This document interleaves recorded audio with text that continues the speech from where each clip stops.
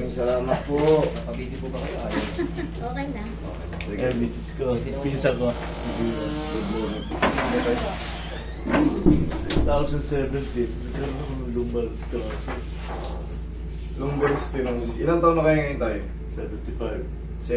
75. So sa 2017, ang edad nyo ay mga nasa ano na? 67. 68. Eh, pangkaraniwan na tayo. Alam nyo ba ibig sabihin ng stenosis? Hindi. Ang stenosis kasi yan, yung mga vertebrae. Yan mga vertebrae. Yes. Kumipot, pagkipot, pagkapirat. Yan ang ibig sabihin ng Nawawala na stenosis. yung cushion na. Nawawala na to. Yan. Bakit Ayan. kumikirot? Bakit Eh, siyempre, kumikirot? sugat po yun eh. Sa ganda? Sa ganda. Yes po, pagka siyempre 67 na kayo. Pangkaraniwan na po. Unang tatawagin yan, mga degenerative change.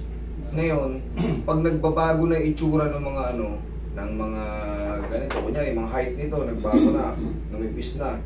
Sasabay na yun, kasama na yung stenosis. Yun na po yun. Pero pangkaraniwan na yun sa may edad. Kaya kung mapapansin nyo, lahat tayong umiidad, bumabagal. Hindi na tayong, uy, pera oh. Hindi nyo na kaya yung ganun. Yeah. Tandaan. Kasi pag once na binigla nyo yan, tapos wala kayong mga shock absorber kasi natin yan eh. Yan yung ano natin. Pag tumatalo tayo, yan ang shock absorber natin.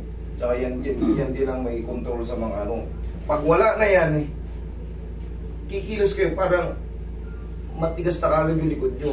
Katulad niyan, pag umiidad tayo, pansin nyo, hindi na kayo makayuko agad. Yeah. Hindi, tsaka nag-iingat. Ganit na agad. Ganit. Nag-iingat na. Opo. Maari kasing magkaroon tayo ng compression fracture, tapos Ano naging cause nun? kung saan, ganito po. Tulad yan. Pag umiidad tayo, yung balat natin, di ba? Natutuyo rin. Nag-iiba. Pag umiidad tayo sa loob, ganun din. Nababawasan yung mga sustansya niya. Nung bata kasi nung 17 years old siya nanonood siya ng bigas. Oh, Bibigas sila. Deliver ako ng bilis. ayan o, wala yung nilipis na lahat. Oh. Ito ba yung latest mo? Dapat ganito ka Wala nun. akong wala ng late. Ang daming ano eh. Kasi, pero pangkaraniwan lang to ah. 75 na kasi si tatay. Tignan nyo yung itsura. Kita ba dyan par? Ano eh. May mga ano kasi malabo. Pero sa inyo mami, tay, kita nyo ba? Kita nyo? Dito. Ayan, kita nyo pa ganyan? Yeah. Ay, tabigil. Hindi tabingi. Kung mapapansin nyo, ito maluwag. Ito maluwag. Maluwag. Hindi mo Pero ito mga to, halos flat na. Ito maluwag. Ito, flat na. Yan, flat na. Ito maluwag. Ito maluwag. Ito flat na. Pero pangkaraniwan nga lang yan. Ngayon, kaya ko sinasabi ngayon, kaya ko panapaliwanag yung ganyan. Hindi na kayo makakatakas sa mga sakit-sakit na mga ano. Baka pag may mga biglang kilos, kahit sa pakihiga lang, Yeah. bigla kayong gumanon, may inabot kayo, Master, nag-trigger to kasi di pa okay. uuwi kami rito. Yung tinitimbang mo yung maleta mo. Oo. Okay lang yun.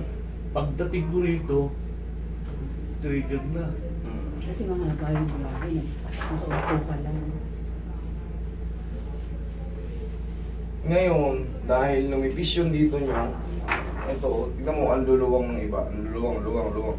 Itong mga to, bumigay, kaya tignan mo, lumiko. Yun. Bumigay, kaya pala lumiko yung likod mo. Pagbuhat nyo ng bibibigat, sa totoo lang, pagka 60 years old na tayo, i-avoid na natin yung mga sobrang bibigat. Pero ang maleta kasi, pinupuno natin yan. Sa totoo lang kasi gusto natin maiuwi lahat ng mga bagay na pinundar natin doon, yung mga damit natin doon. 50 pounds. Oo. Kung ilan ang allowance ng aeroplano, sasagalin natin yun.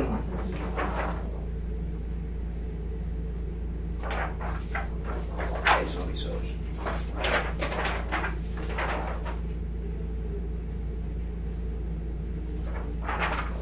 Ano, dahil pirat, makikita nyo rito.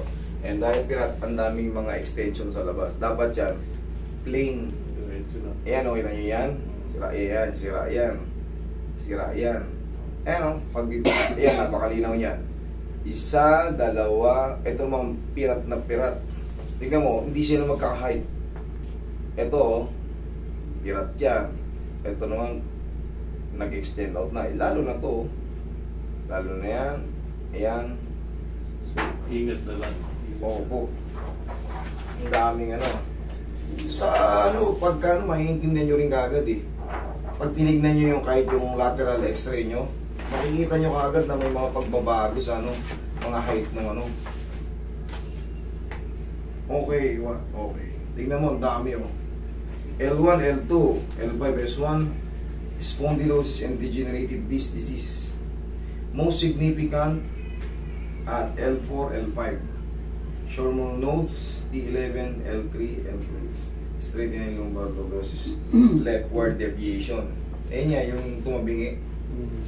Ito, pinaulit ko nung etong year na to. O yan. Yan. Impression, dyan palagi kayo magbabase yung impression. Okay. This bulge, L1, L2, 1.2 mm, L2, L3, 2.8, L4, L5, 3.8, L5, S1, 2.8, RC, in this protrusion. L3, L4, L4, L5 is seen. Spinal canal stenosis is seen.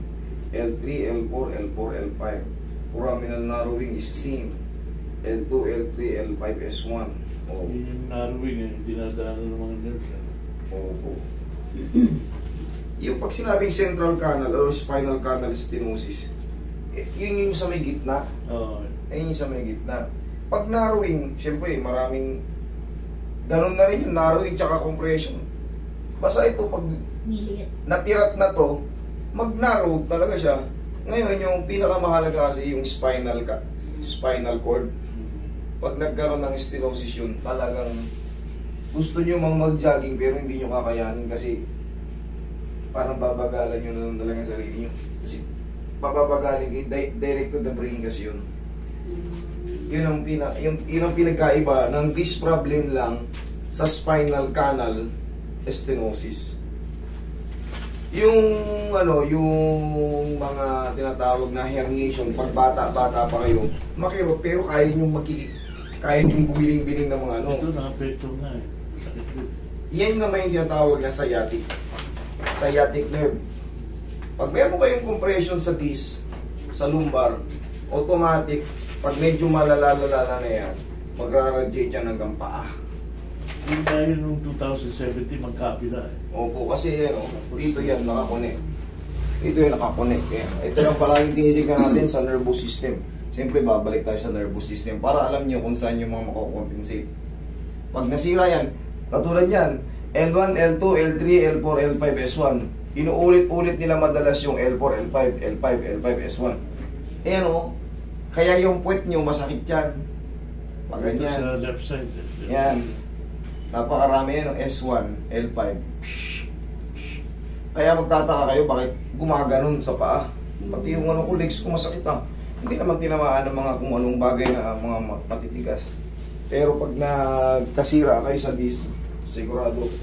Sige tayo, pagka ganun pa man, ang ibig ko lang sabihin sa ganyan, siyempre may mga kilos tayo talaga na nabibigla na sa sakit. Hindi na yan magme-maintenance lang talaga kayo tayo ng mga adjustment. Matanggal ko man ngayon yung trigger, pero huwag kayong umasa na hindi na uli sasakit. Siyempre, lalo tayo. 75 tayo. Paedad ng paedad tayo. Okay? Sige, busog ako dito. Tingin ang pakiramdam niya pag nakasarap. Matagal ako nakikira, hindi ko tumayo. Oo, butay kasi ang daming may tama. At saka upo, pag wala siya na. Kailangan talaga ang higa nyo yan, yung parang medyo slant na, para mabilis kayo makatayo. Para medyo elevated. Mataas ang unan. Oo. Unanan nyo na rin pa ganito. Para yung higaan sa ospital nakaganon. Di ba? Naka-incline. Naka-incline. Para hindi kayo hirap sa pagtayo. Kasi sa pagtayo pa lang, struggle na yan. Sa totoo lang. Oo. Darating at darating tayo dyan. Lahat tayo. Kahit sino. Ito na Iidad. Ito na. Wala, hindi tayo mga... Pagka iniwasan nyo yung pag-edad, namatay na tayo. Ang bata pa. Ikaw yan taon ka na. 39 na ako ngayong December. Magpo-40 na tayo. Kaya nakakaramdam din ako. Araw-araw din ako nagbubuhat. Pero siyempre, ito yung pinili kong profesyon. Hindi ka pwedeng magkasaya. Bawal talagang magkasakit. Kaya sana maintindihan nyo, pag nagdi-day off din ako, siyempre, tao lang. Nakuha mo yung sakit. relax lang. 3 taon na kami nag-ano. Ayun. Tayo nga tayo. Sige, relax lang. Tingnan mo yung buwan niya. Okay, murog. Ikaw pa tagilid. Sarap. Tagilid ka tayo. Di ba masama sa iyo yun? Hindi mo buwan na. Masama, lahat. Eh siyempre, kaya ko naman kontrolin niya, kumbaga. Alam niya. Ako nagaganito eh. Ang ginagawa ko pag masakit ang katawan ko, umihiga ako ng paganyan. Tapos, Roy, hawakan mo ko rito. Tinuturo ko sa kanya kung saan ako hawakan. Paano niya, ano yun. Pati sa likod, kung op, sige, o, dyan. Yun. Dapat pala pinapanood ko yan para Kabilang side. Ako na ang kukontrol sa ano eh. Kasi ako yung nakakaalam. Si Roy na lang ang gagabayan ko si Roy kung saan siya hahawak. Kung gaano kalakas.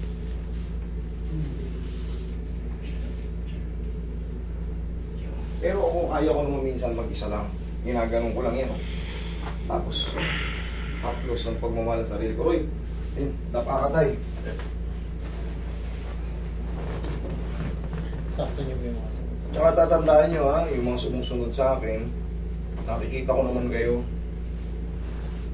Kahit hindi kayo nakapalo sa akin, nakikita ko kayo. Kasi yung style ko, nakikita ko ginagayang-gaya eh. Parehong-pareho eh. Sundan nyo na lang din talaga. Para hindi kayo makapahamak. Lalo pag gaganto kayo, dad. Mild lang yung mga ano, kung saan naman yung uma-adjust. Yung mga diin natin. Kasi yung mga ribs niya mga yan, malutong na. Kaya pakaingatan nyo. Mahirap kasi pag nakadisgrasya na tayo, wala na. Makukulong kayo. Makukulong tayo kung saan. Kaya tinuturo ko sa inyo. Pectus lang. Kailangan alam nyo kung saan nyo didiinan. Huwag yun ang piliting tumunog kung ayaw ito ba ng tumunog kasi naka-align na yun. O, konting angat lang. Tapos dito sa spine, ayan o. Hayaan yung hindi tumunog pero sakto na yung diin.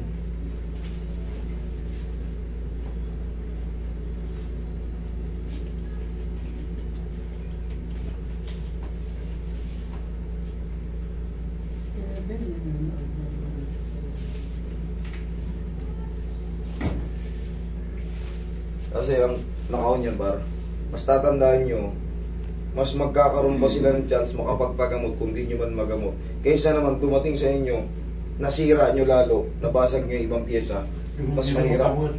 Yun, mas mahirap. Kaya, nobody's perfect eh. Ang gusto kong matutunan nyo mga ka-3M. Huwag nyo pilitin pag di nyo kaya. Yung kaya nyo lang. Kasi pag yung hindi nyo kabisado yung in-apply nyo, at nabasag nyo yung ibang pyesa dyan, common yung ribs pagka ano, pag may edad, kakadiin natin sa gilid. Hindi na maayos ng ibang mga yun, operation yun.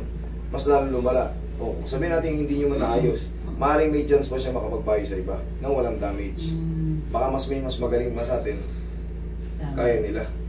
Kasi pag nabasag ni ribs, wala na.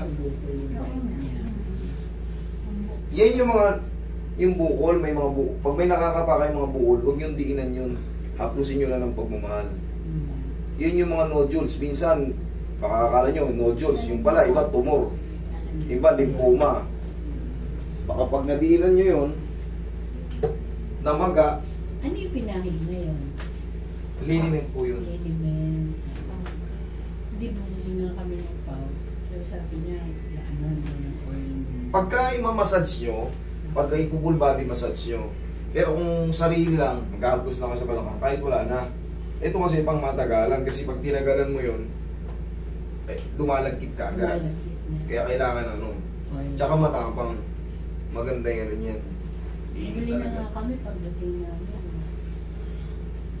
Pau.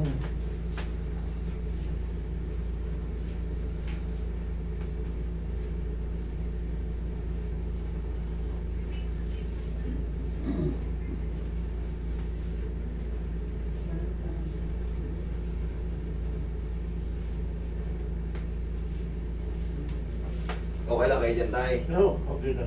Okay, sige. Drink control.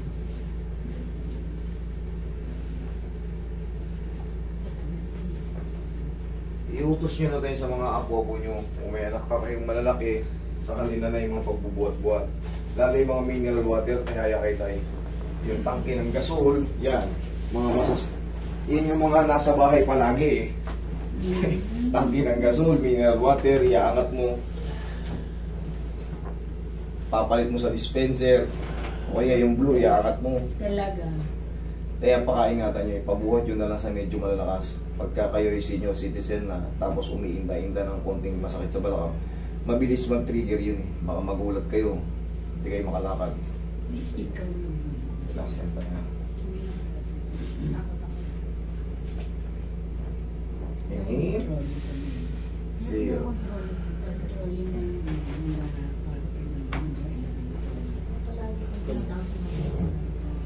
Diyan ka lang muna tayo na. Sige, straight nyo nga. Masakit? Wala. Wala. Ayos. Yung timpla. Pag ayos na yung timpla, ay relax na muna. Upo. Yun. Yung pag tayo. Ang tigas na kasi kagad tayo eh. Alam nyo ang diskarte. Hindi tayo tatayo ng ganun. Yung ganito. Yung ganyan. Huwag. Yes. Ito. Alam mo naman yun eh. Sige nga, oh. Na-excite ka, no? Oh. Wala sakit. Oh, di wala. Kaya ka lang tayo, massage natin yung balikat mo. Kasi, pagka ganun, pwersado na kagad lahat ng buong back natin. Pagka tumayo tayo ng padiretso, Yeah. kahit ako medyo bata-bata pa, ang pangit nung ganun tayo eh. Maliban na lang kung yung paa mo, igaganon mo. O kasi pinipwersa Oo. yung katawan. Pwede itataas mo yung paa mo? Eh sa umiidad kasi, parang hindi na advisable. Baka mamaya, magkamali pa eh. Kasi ano rin yun eh, pang-athletic yun eh. Pinakamalaya talaga itong tukod mo. Tukod yung siko tsaka yung kamay. Malalakas kasi yan, walang pilay.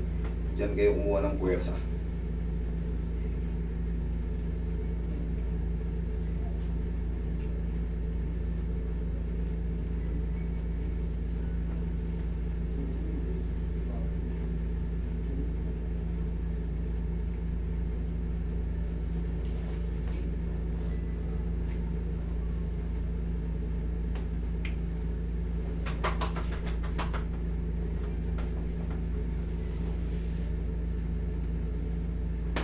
Oh, okay?